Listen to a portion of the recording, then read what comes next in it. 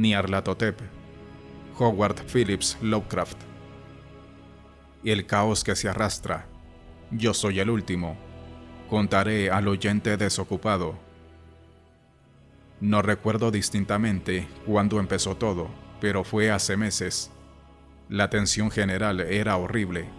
A una temporada de trastornos políticos y sociales se añadió una extraña y triste aprensión de un horrible peligro físico, un peligro extendido y que abarcaría todo, un peligro como solo puede ser imaginado en los más terribles fantasmas de la noche.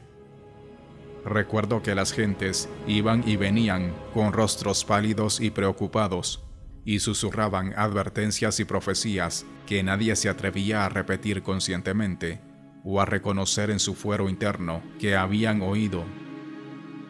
Una sensación monstruosa de culpa se dejaba sentir sobre el país, y en los abismos que hay entre las estrellas soplaban corrientes desapacibles que hacían que los hombres se estremecieran en los lugares oscuros y solitarios. Había una alteración demoníaca en las secuencias de las estaciones. El calor se prolongó durante el otoño de modo temible, y a todas las personas les parecía que el mundo, y quizás el universo, había pasado del control de los dioses o fuerzas conocidas al de los otros dioses o fuerzas desconocidas. Y fue entonces cuando Nyarlathotep salió de Egipto.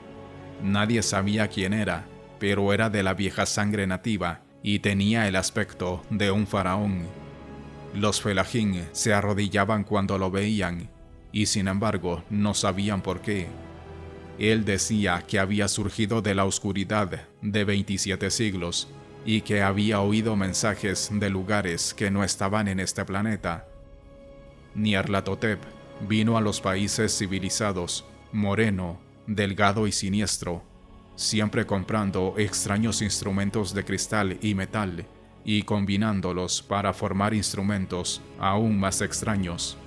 Hablaba mucho de las ciencias, de electricidad y psicología, y hacía exhibiciones de poder con las que sus espectadores quedaban sin habla, pero que sin embargo aumentaron su fama hasta un grado sumo. Los hombres se aconsejaban unos a otros ir a ver a Nyarlathotep y se estremecían. Y donde iba Nyarlathotep, el descanso desaparecía, porque las horas de la madrugada eran desgarradas con los gritos de las pesadillas.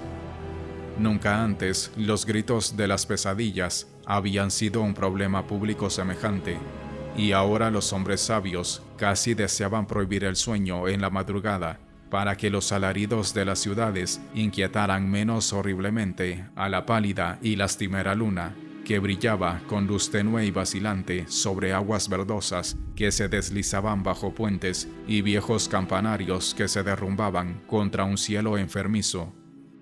Yo recuerdo cuando Nyarlathotep vino a mi ciudad, la grande, la antigua, la terrible ciudad de los crímenes innumerables.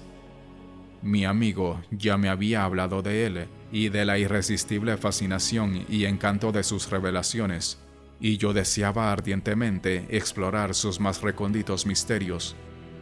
Mi amigo me dijo que eran horribles e impresionantes, más allá de mis más enfebrecidas imaginaciones, que habían sido proyectadas en una pantalla en la habitación a oscuras, cosas profetizadas que nadie, excepto Nyarlathotep, se había atrevido a profetizar, y que en el chisporreo de sus chispas, allí les había quitado a los hombres lo que nunca les habían quitado antes y que solo se mostraba en sus ojos. Y oí decir que en el extranjero se insinuaba que los que conocían a Nyarlathotep veían cosas que los otros no veían. Fue en el cálido otoño cuando yo pasé una noche con las muchedumbres inquietas para ver a Nyarlathotep. Toda una noche bochornosa, allá arriba de las interminables escaleras que llevaban a la sofocante habitación, y con sus sombras proyectadas sobre una pantalla, vi formas encapuchadas entre ruinas y rostros amarillentos y malignos que atisbaban desde detrás de monumentos caídos.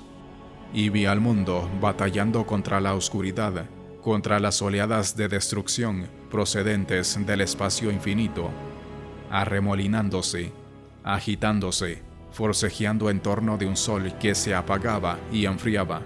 Luego las chispas saltaron de forma asombrosa alrededor de las cabezas de los espectadores y los cabellos se pusieron de punta, mientras que las sombras más grotescas que yo pueda mencionar salieron y se posaron sobre las cabezas. Y cuando yo, que era más frío y científico que el resto, musité una protesta hablando de impostura y de electricidad estática, Nyarlathotep nos echó a todos fuera, por aquellas escaleras vertiginosas, abajo hacia las húmedas, cálidas y solitarias calles de la medianoche. Yo grité muy fuerte, diciendo que no tenía miedo, que nunca podría tener miedo, y otros gritaron conmigo para aliviarse. Nos juramos los unos a los otros que la ciudad era exactamente la misma y que seguía viva, y cuando las luces eléctricas empezaron a ponerse mortecinas, maldijimos a la compañía una y otra vez y nos reímos de las caras tan raras que poníamos. Creo que sentí que algo descendía de la luna verdosa, porque cuando empezamos a depender de su luz, de modo involuntario, formamos un cuadro y emprendimos una marcha, como si supiéramos nuestros destinos, aunque no nos atreviésemos a pensar en ellos. En una ocasión miramos el pavimento y vimos que los adoquines estaban sueltos, desplazados por la hierba, con apenas algún riel de metal oxidado que mostrara por dónde habían corrido los tranvías. Y de nuevo vimos un tranvía solitario, sin ventanas y estropeado, casi volcado. Cuando miramos en torno al horizonte, no pudimos ver la tercera torre que había junto al río, y observamos que la silueta de la segunda torre estaba destrozada en su parte superior. Luego nos dividimos en estrechas columnas, cada una de las cuales pareció dirigirse en diferente dirección. Una desapareció en una calleja solitaria hacia la izquierda, dejando solo el eco de un gemido ahogado.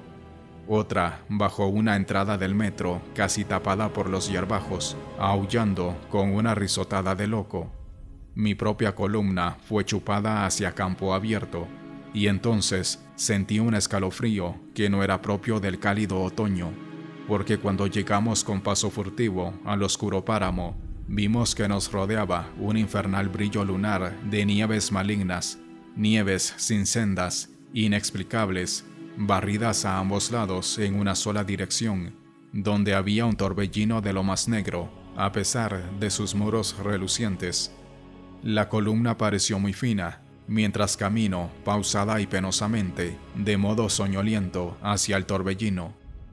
Yo me quedé atrás, porque la negra grieta en la nieve iluminada de verde era horrible, y me pareció oír los ecos de un gemido inquietante conforme mis compañeros desaparecían, pero yo tenía poco poder para quedarme rezagado, y como si me hubieran llamado por señas los que se habían ido antes, medio floté entre los titánicos copos de nieve arrastrados por el viento, y estremeciéndome asustado hacia el invisible vórtice de lo inimaginable.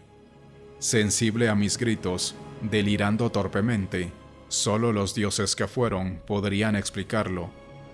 Una sombra enfermiza y sensitiva retorciéndose en manos que no eran manos, girando ciegamente y dejando atrás medias noches espectrales de creación podrida, cadáveres de mundos muertos con llagas que fueron ciudades, vientos sepulcrales que cepillaban las pálidas estrellas y las hacían parpadear muy bajas.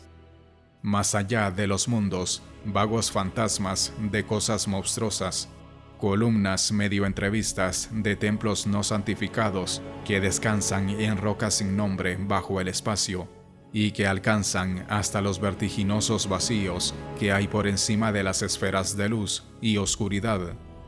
Y a través de este repugnante cementerio del universo, un ahogado y enloquecedor batir de tambores y el fino y monótono gemido de flautas blasfemas desde las inconcebibles y oscuras cámaras que hay más allá del tiempo, el detestable golpeteo y los silbidos aflautados allá donde danzan, lenta y torpemente, de modo absurdo, los gigantescos y tenebrosos otros dioses, las ciegas, mudas y estúpidas gárgolas, cuya alma es Nyarlathotep,